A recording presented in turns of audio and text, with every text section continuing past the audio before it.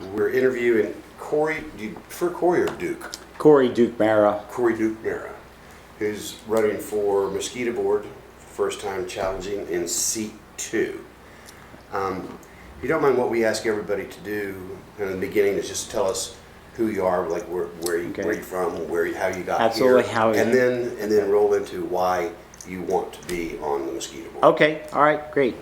My name is Cory Duke Mara, and I'm running for Anastasia Mosquito Control Seat 2. The two most important things to me in my life are my family and my faith. I am Catholic, I'm married, and we have 4 children, 3 of which were born here in St. Johns County and attend the St. Johns County school system. I am a fiscal conservative. I'm also a licensed professional estate auctioneer and the owner of Mara Auctioneers. I'm a geographic information systems analyst, and I work for the Navy at NAS JAX as a defense contractor. I was born and raised in New York City. I moved to St. Johns County back in 1990, and I graduated from St. Augustine High School. I continued my education on to Flagler College, and I earned a bachelor's in science and public administration, which is government management. My past affiliations and experience include various Republican clubs around town, Knights of Columbus, the St. Augustine Easter Festival Planning Committee, the Ponte Vedra Chamber of Commerce, the St. Johns County Chamber of Commerce. We volunteered for Palencia Elementary School, and I also serve on another board, which is the Northeast Florida Geographic Information Systems Association. The reason I'm running is I feel that the district should make financial decisions based on factual, accurate data. The district should implement a long-term or long-range plan. I want to use my education and experience in public administration and government to contribute. I'll tell you, my father-in-law, Randy Brunson, has run several elections and run for campaign quite a bit, and I aspire to be like him. He served on the Airport Authority Board, and I can remember putting up signs in the early 2000s, hundreds and hundreds of signs, and on every sign resonated in my mind. It said at the top of the sign, "Remove taxes." And here we are a few years later during his tenure with the Airport Authority. What's the millage rate? It's 0. And so I'd like to follow in his footsteps and again, just make decisions based off of factual analysis and data and studies. And I watched his community involvement for the past 15 years in St. Johns County. I also worked for St. Johns County for 12 years. I continued my career on with this auction business, as well as was continuing to work for government as an analyst. I do have some goals for the district. I don't know if you want to ask me specific questions right now, but I'd like to mention them now if I can. Maybe they'll. The first thing is, as you all know, the millage rate has doubled, okay? And they're building, what they're saying is a $3.6 million building, and they're pushing the centralization of services. And I get that. And if that's going to happen, one of the things I'm running across in knocking on my constituents' doors in the Northwest, in Ponte Vedra, a lot of those folks know when you make they don't know when you make contact with them that the Anastasia Mosquito Control District serves their area. So one of the initiatives I would like to move forward with is renaming the Anastasia Mosquito Control District something universal. St. John's, St. Augustine, something universal that all of the taxpayers and citizens of St. Johns County know that that service is available to them, that they can contact the Anastasia Mosquito Control District and they could get services provided in their area, that it's not specific to one geographic area. And it did start out in that geographic area, and it's grown to serve the entire St. Johns County. The next goal is I want to make informed decisions based on accurate available data and studies just like I was mentioning earlier, I feel like all of the decisions that were recently made were based on emotion. And there was a quote that one of your writers caught in the newspaper, and it was great, and I don't know it verbatim, but Baguette said something to the effect of, there was no immediate emergency need, and there was no data, no factual, accurate data, and that was why she was the dissenting vote to approve the increase. And I was very confused throughout the hearings I attended on what the millage increase would be. It started off at 0.199, then somewhere in between it was 0.222, and then it was, the final was, they had discussion on 0.25 something, and then the final number came in at 0.2445, and I was just confused too on like how long, you know, if you need this money to build a building, then part of that motion, let's incorporate a term of 1 year, you know, if that's what we really want. And then I would have liked to see some commitment made on the property at Anastasia Island, because they're saying they've outgrown that facility. Some type of commitment to either sell it or use it, you know, as a park, maybe a Ron Parker expansion. Ron Parker gets a lot of use, or parking for the beach. You know, that's a hot topic in that area, and I just don't want to see that building. You know, the whole reason that they're building a new facility is because they've outgrown the old facility. And after the millage was approved and there was discussion on, and they approved the new building, there was discussion on retaining and keeping the old property for, I think, something along the lines of research. So I'm very confused as to what the long-range plan is and what's the goal. I looked at other mosquito control district web pages throughout the state of Florida, and I feel like ours needs some updates, and that ties into district employees getting monthly training, monthly mandatory trainings, in-house, train the trainer, technical training. I feel that the employees would benefit. And those guys work hard. They really do. I see them out in the field quite a bit. I always see them working. And I could definitely relate to them because I was a county employee for 12 years. And I was down there right on the front line with them. And they're pretty good at what they do. I want to build a good working relationship with other municipalities. I don't want to get into the history of what's going on. You guys already know.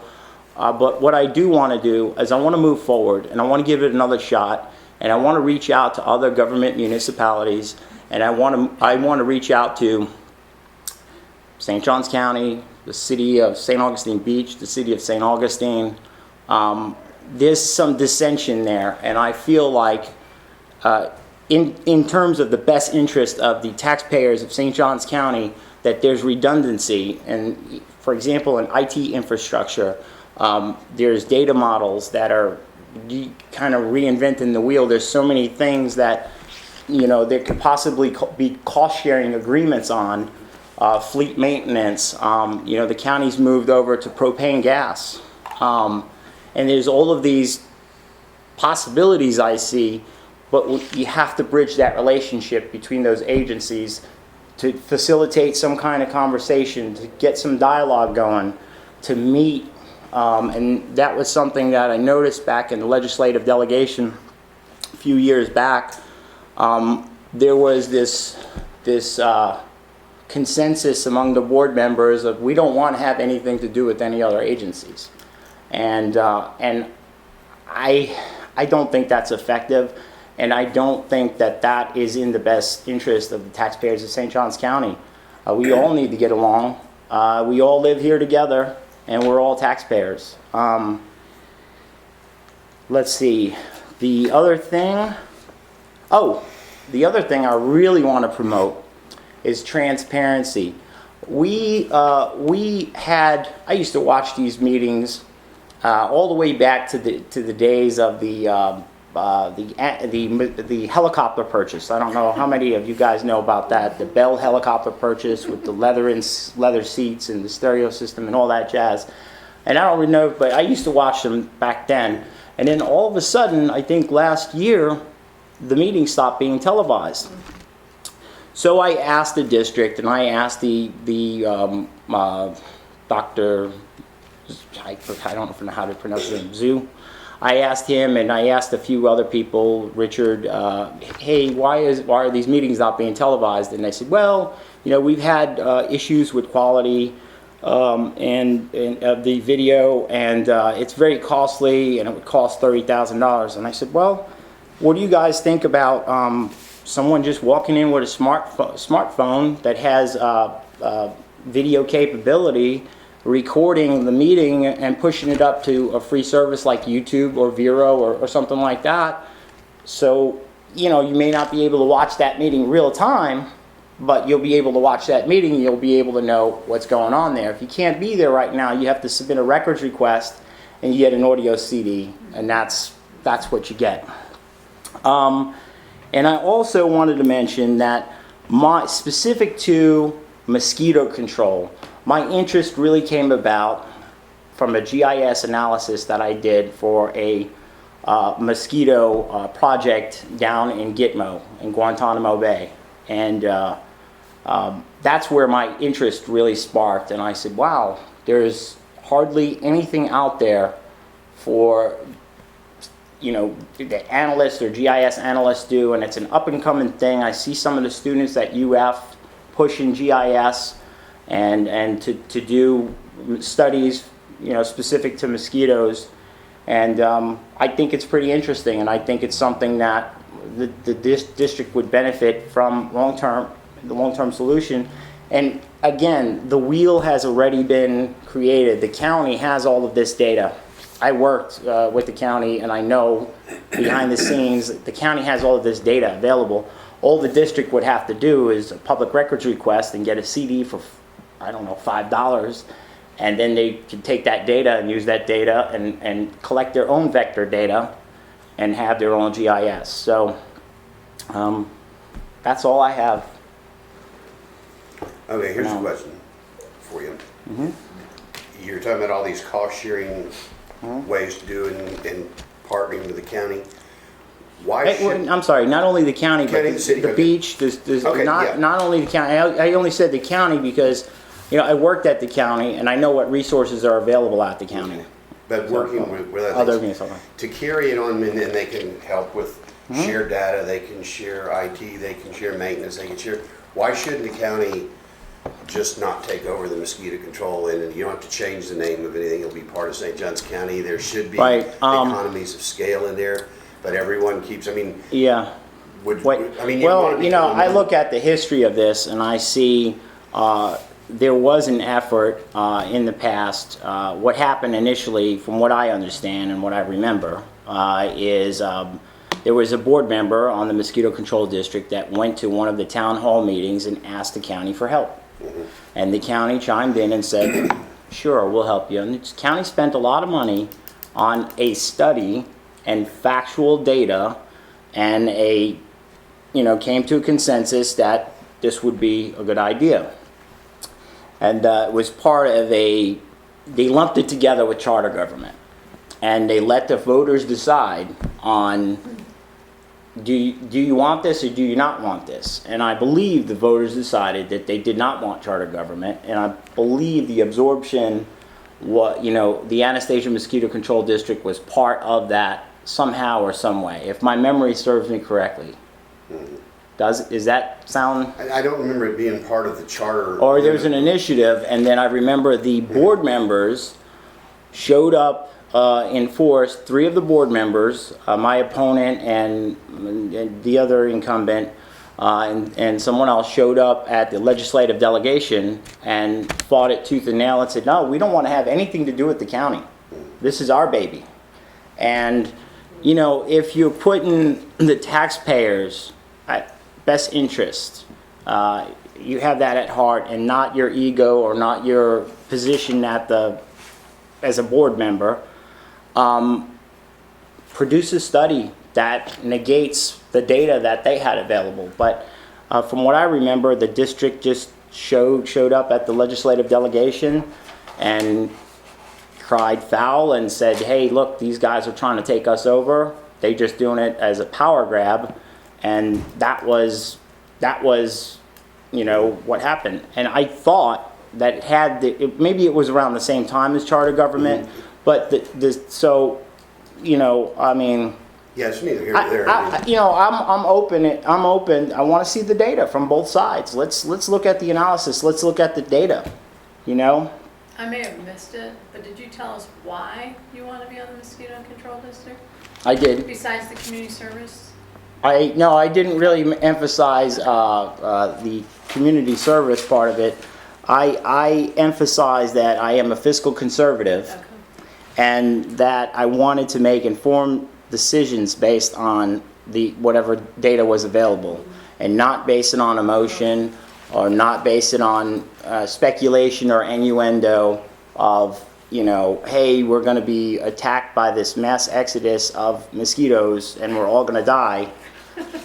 What's that information based off of? Now, if there's some report that a health professional puts out and says, hey, there's an imminent threat, West Nile virus is spreading rapidly, you need to ramp up your chemical supply, you need to step up your surveillance, you need to, again, here we are, factual facts. And then I want to help the district come up with some kind of long-term financial plan. I have a question. Yes, ma'am. These are some pretty lofty goals, and as a new member on the board, you're going to have to be able to work collaboratively Absolutely. and as a consensus builder. So talk to me about some specifics in your background that you think make you uniquely qualified to take on that role if you're elected. Didn't clearly understand the question. What in your background, can you give me some examples from your Okay. work history or something where you've collaboratively led a team that has implemented change? Because some of the Right. goals that you've set out Okay. for the district are going to require a lot of team building. Okay, and I can give you an example that comes to the top of my head. Back in 1999, Y2K was a big thing, right? Y2K, and we had to do a conversion. We had to convert at the county. Worked for the IT department at the time, and I was a project manager in charge of making this happen. And I had to reach out to other government municipalities and my colleagues to make this happen. And we had to stay late, 1, 2 o'clock in the morning, and there were times we couldn't meet our deadlines, and we had to pull in additional resources. And that would be one example. I serve on another board. I serve on the North Florida Geographic Information Systems Board. And there's 5 board members, and sometimes I'm the swing vote, and I'll go based on what the data is and what the facts are, and make my decision accordingly. I hope I answered your question. Yes. So what do you think about the millage increase? I mean, I sense that you are anti. No, not necessarily. I just would have liked to see a long-term plan. I would not have enough information to make a decision that day. There was no information. I felt there wasn't even information on how they came up with the number. And I looked at the agenda packets, and I looked through, and I kept seeing different numbers, and I just don't, I wouldn't have enough information. I would ask that the item be continued and deferred until we had some more information, until there was a justification, a substantial justification for this millage increase. And, it would be a very difficult decision for me to make. It would have to be a pretty convincing study and pretty convincing data. And, I think it's one of the percentage-wise, one of the biggest millage increases in the history of St. Johns County. I'm pretty sure it is. And you know, some of the sales pitch that I've heard on it is, which is true. You know, I've heard one of the board members make a statement to the effect of, "Oh, it's only $20 or it's only $10." You know, and if you own a $200,000 home and it's only this much or it's only that much, and I get that. And you know, I paid more for pest control than I do mosquito control. And that's not the issue I have here. The issue, like the obstacle or hurdle for me, would be, what's the 5-year plan? Let's come up with a 5-year plan. Let's stay on task and come up with this 5-year plan. Where are we going to be in 5 years financially? And where's the scientific or mathematical data that says we absolutely have to have this right now? I did see some PowerPoint slides that were very vague, that said, you know, look, if we centralize this, our fleet's going to save money on gas. And, you know, I mean, that kind of makes sense to me, but I would want the entire inventory of the entire fleet, and then let's work the math on miles per gallon, and then let's do a GIS analysis on, okay, where are you, what's your area, what area are you, you know, Mr. Smith, what area are you assigned to, what area are you assigned to, what area are you assigned to? Let's do the analysis and let's compare it to the, you know, the existing facility. That's, you know, and see what number we come up with and how much money are we really going to save. And they actually have 2 outstations that aren't at the other one.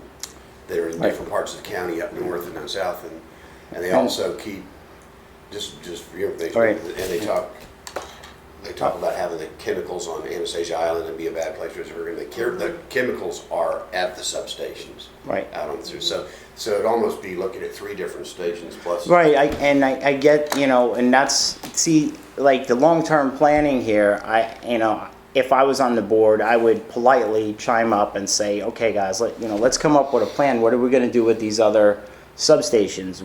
If we're centralizing services, and I don't think it gets any more central than State Road 16 and I-95. Like if I threw a dart at a map and I hit the bullseye, I think it would land right there.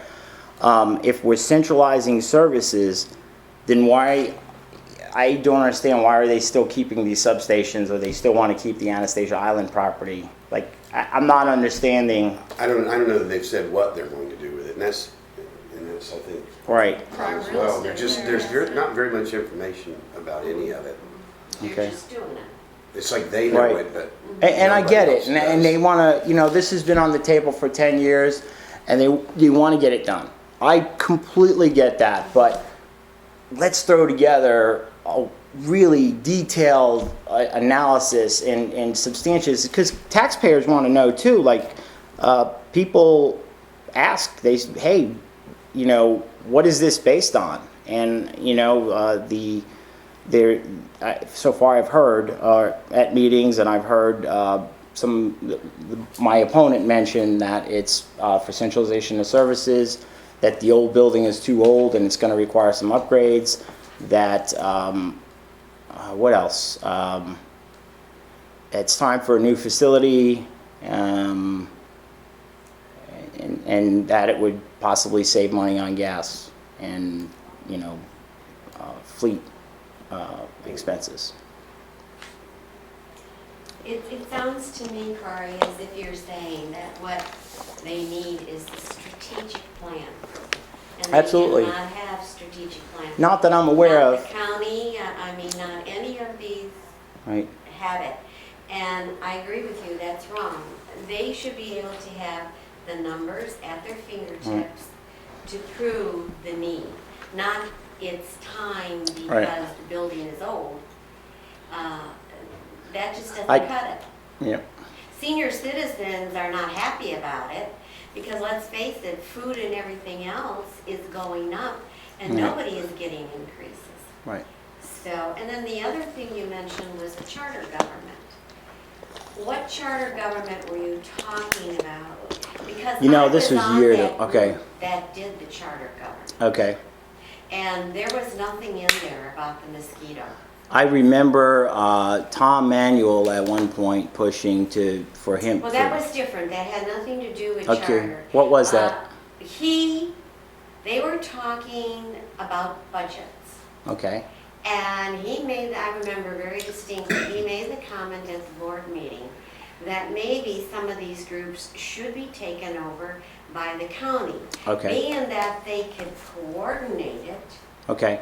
and do it better.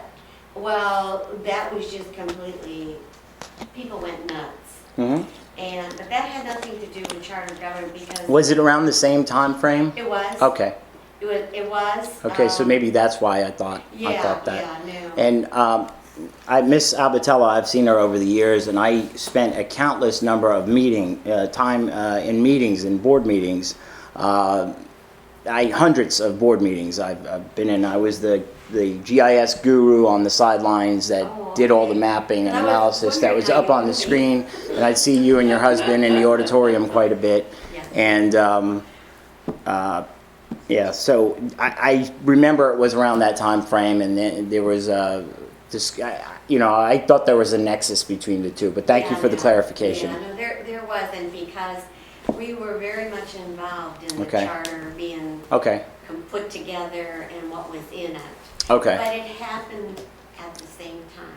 And that was when the budget was really, they were fighting over the budget, so much money was being spent. right, And they were, at that time, they were bringing down a lot of costs. And they thought they could bring that down. And of course, they were accused of the only reason they wanted to do it was because of the money in their kitty, so. yeah. Well, if they had so much money in their kitty, why did we just have the biggest tax increase in history? Let's sit through Anyway. what differentiates you between your opponent. My technical background, Okay. my analysis background, I'm not a career politician. This is the first time I've ever run for this seat. So it's the start of your career. This is the start of my career. You're playing.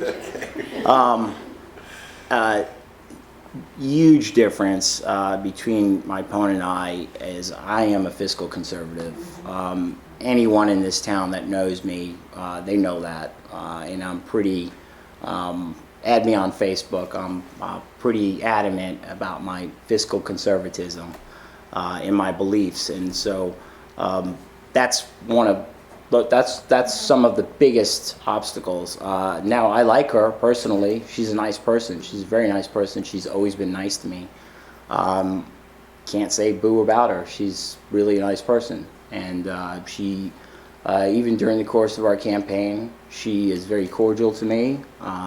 She shakes my hand, and we attend a lot of the same events. So.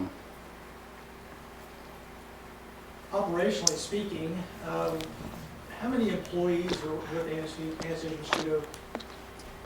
This is Right This is now? a trivia question. There's 28. There's 28 employees. 28, and how much are on the management end of things, and what would you see as opportunities to reduce the budget or to be more fiscally conservative? Okay, so your question was a two-part question. Well, you answered the first one already. Okay. 28 employees. Okay. So the So what would 28. And they have. Let me clarify too. They do have seasonal employees. Yeah. They bring in some interns from the University of Florida to do internships that are in a program over at the University of Florida. I would like to see a lot more of that. I also would like to see folks from Joe Saviak's program, the public administration program at Flagler College. He turns out some top talent, and I want to pull in some grant writers from his program, and let's get the district some money.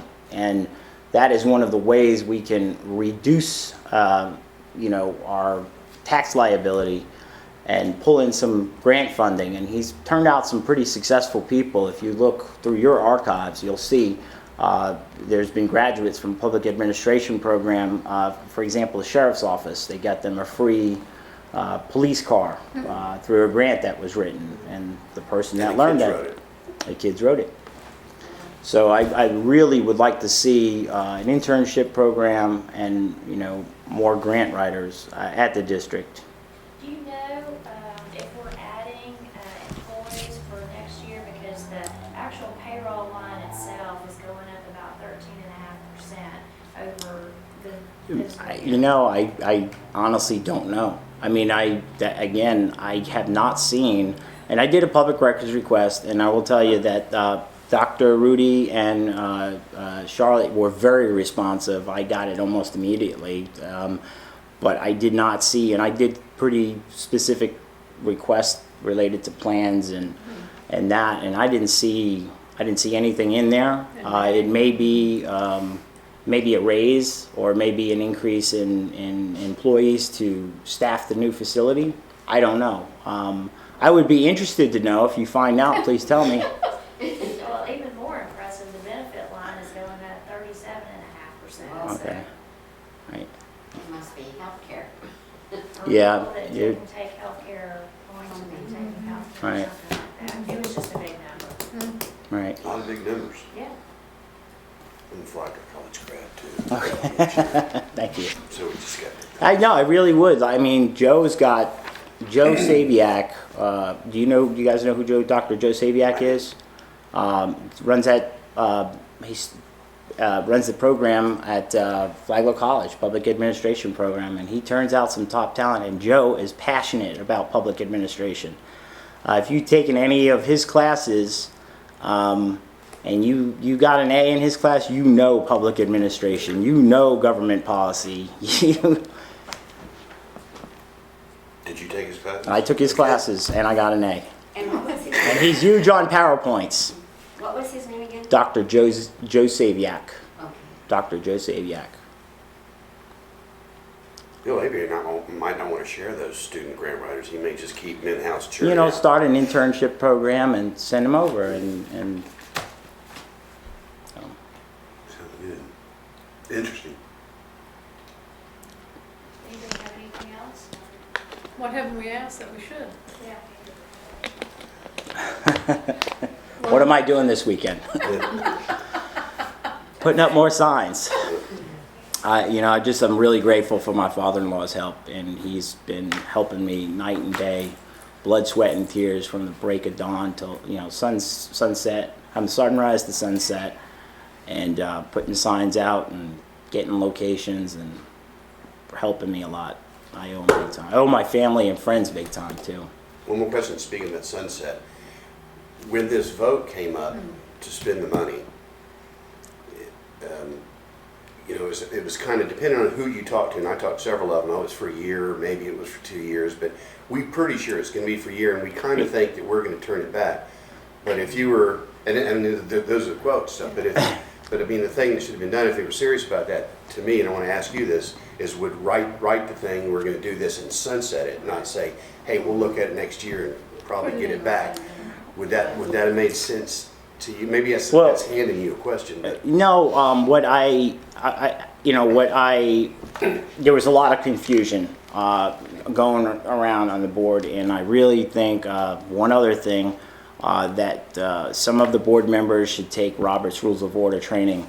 I was brainwashed into Robert's Rules of Order because I sat in hearings in the county, and so I know Robert's Rules of Order like the back of my hand, and there was a lot of confusion on what the millage rate increase was going to be, what it was being used for, and then how long the term was. And I heard one board member say 1 year. The other said, until we have enough money to build this building.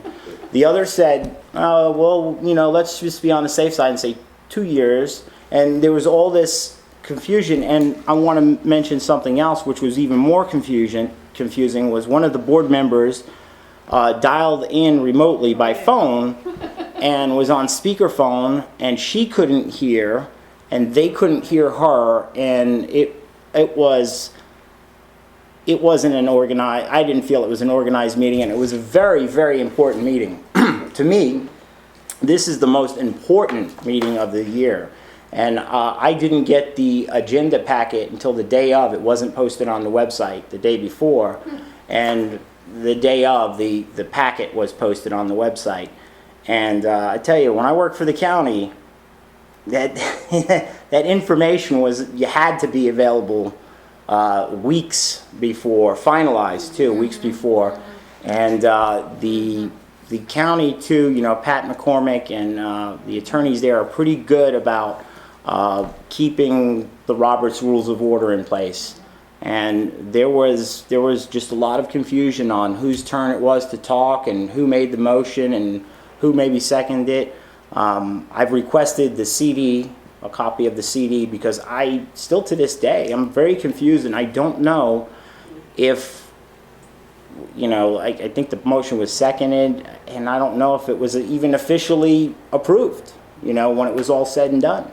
Are there minutes? Do they then? There are post minutes. How quickly after the meeting? It takes a while to post the minutes, but and that's one of the things I would like to see done with this website is, you know, have the you know, you're typing up the clerk is typing up the minutes and save it to a SharePoint and have it immediately posted as it's being typed up, immediately posted. And the same thing with the video. I mean, post it up immediately. Make it available because, you know, in a month from now, it's old news. Yeah, they did. And sort of like a lot of things on the board, the minutes have always been subject to interpretation at times. Right, yeah. And comparing like to the clerk of court's minutes and the clerk of court's minutes or the county's board of minutes or any other municipality that I've seen, I have read some of the minutes and it will say things, and I'm speaking hypothetically, like budget approved, and that's it. And it's not it's not a hyperlink to where you could click on it and drill down for more information. That's the extent of the information that was provided, and that's hypothetical. But you've seen the normally one page, and the content is very limited and it's not that specific. So. Well, I've heard, again, was there anything we haven't asked that you think is significant? I've got a good sense of where you're coming from. No, I would just really appreciate, I'd be very grateful for your endorsement, for the records endorsement. I really would mean a lot to me. I really, if I'm elected, I will work hard, and you won't regret endorsing me if that's the case and I get elected. And if you don't endorse me, I'll still work hard. So, Thank you. Good enough. thank you. Very much. That's good.